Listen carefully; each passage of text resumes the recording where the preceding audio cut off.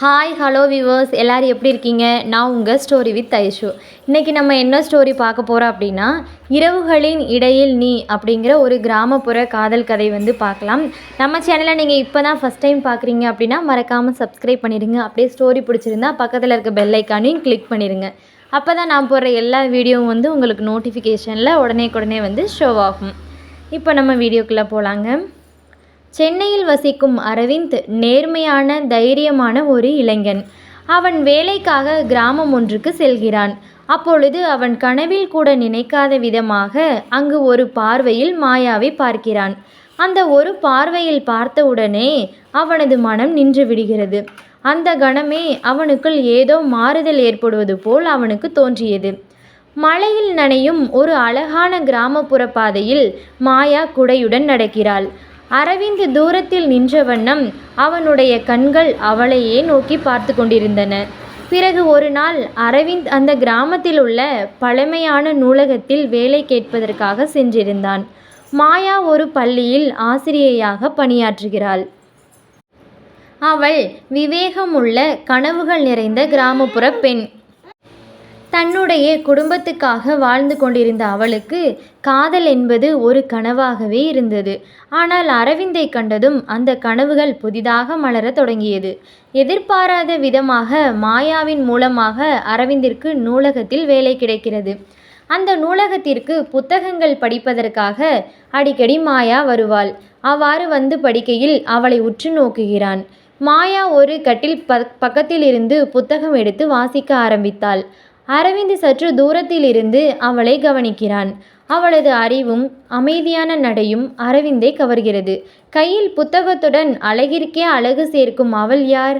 அவளுடைய பெயர் கூட கேட்காமல் விட்டுவிட்டோமே என்று அவளை பற்றி மேலும் மேலும் அறிய அவன் ஆய்வாகிறான்.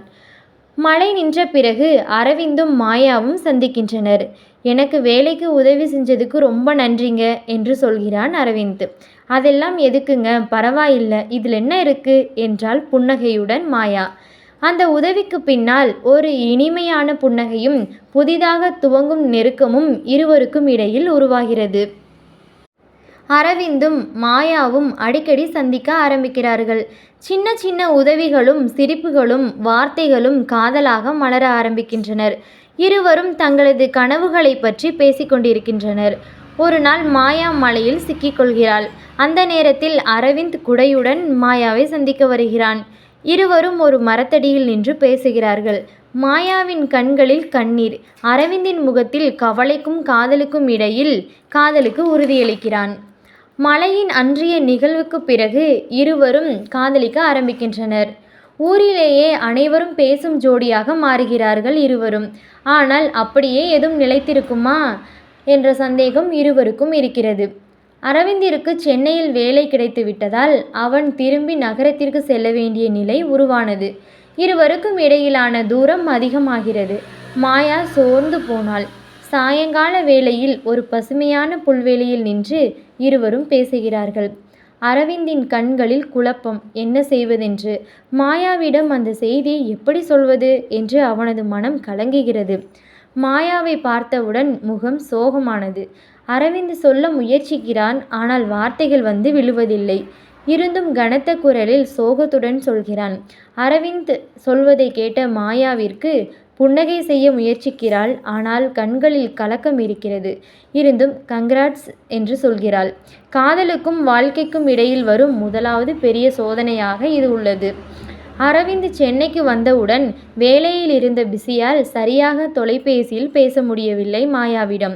மாயாவோ அவன் அனுப்பும் ஒரு மெசேஜுக்காக எதிர்பார்த்து கொண்டிருப்பாள். அவள் மனதிற்குள் ஒரே குழப்பமாக இருந்தது. ஏதோ தவறாகிவிட்டதோ என்ற சந்தேகம் அவளிடம் வளர ஆரம்பித்தது. அவளது கண்கள் பெரிய எதிர்பார்ப்போடு அவனை எப்பொழுது சந்திப்போம் என்று தேடுகிறது. தனிமையும் குழப்பமும் மாயாவை போட்டு வாட்டி வதக்கி எடுக்க ஆரம்பித்து விட்டது. ஓரிரு மாதங்களுக்கு பிறகு ஒரு நாள் மாயாவிற்கு அரவிந்திடமிருந்து ஒரு மெசேஜ் வந்தது.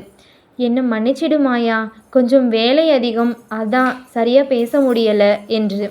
அதனை பார்த்தவுடன் அவளது மனதில் ஒரு புதிய ஒளி தெரிய ஆரம்பித்து விட்டது. அவள் அழுகையுடன் பதில் அனுப்புகிறாள். சரி, இதுக்கு அப்புறம் நீங்கள் இப்படியெல்லாம் பண்ணக்கூடாது, பொறுப்புடன் இருக்கணும் என்றாள். நீண்ட நாட்களுக்கு பிறகு மாயாவும் அரவிந்தும் சந்திக்கின்றனர். அரவிந்த் மாயாவுடன் அதிக நேரத்தை செலவிட ஆரம்பித்தான். வீடியோ கால், மெசேஜ்கள், நேரில் போய் பார்க்கறது என்று சந்தோஷமாக போய்கொண்டிருந்தது. அரவிந்தும் மாயாவும் திருமணம் செய்து கொள்ள வேண்டும் என்று நினைக்கையில் மாயாவின் தந்தை கடுமையான எதிர்ப்பை தெரிவிக்கிறார். நம்ம குடும்ப மரியாதையை விட காதல் முக்கியமா என்றார்.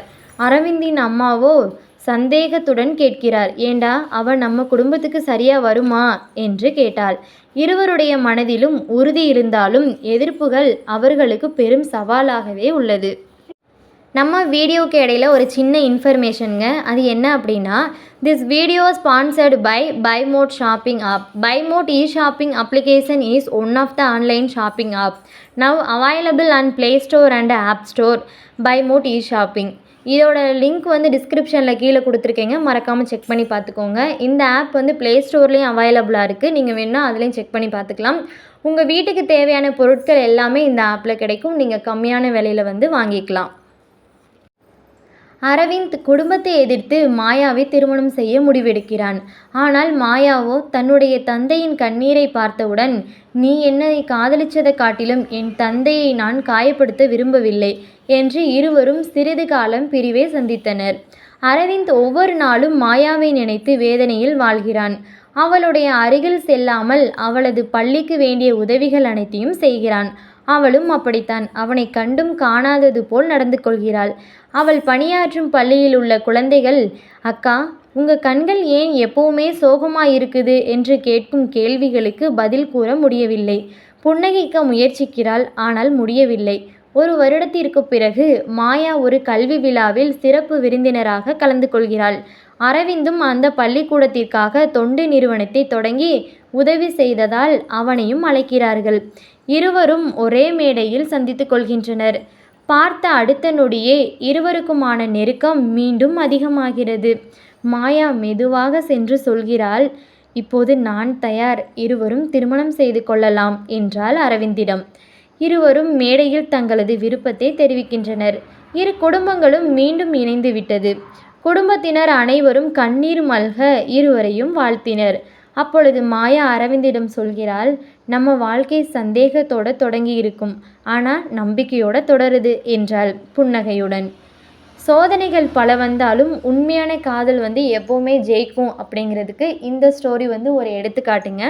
நம்ம ஸ்டோரி உங்களுக்கு பிடிச்சிருச்சுன்னா மறக்காமல் சப்ஸ்கிரைப் பண்ணிடுங்க, அப்படியே லைக் பண்ணிடுங்க, அப்படியே கமெண்ட் பண்ணுங்கள், அப்படியே பக்கத்தில் இருக்க பெல் ஐக்கானையும் மறக்காமல் கிளிக் பண்ணிடுங்க. அப்போ தான் நான் போகிற எல்லா வீடியோவும் வந்து உங்களுக்கு நோட்டிஃபிகேஷனில் உடனே வந்து ஷோ ஆகும். Thank you for watching.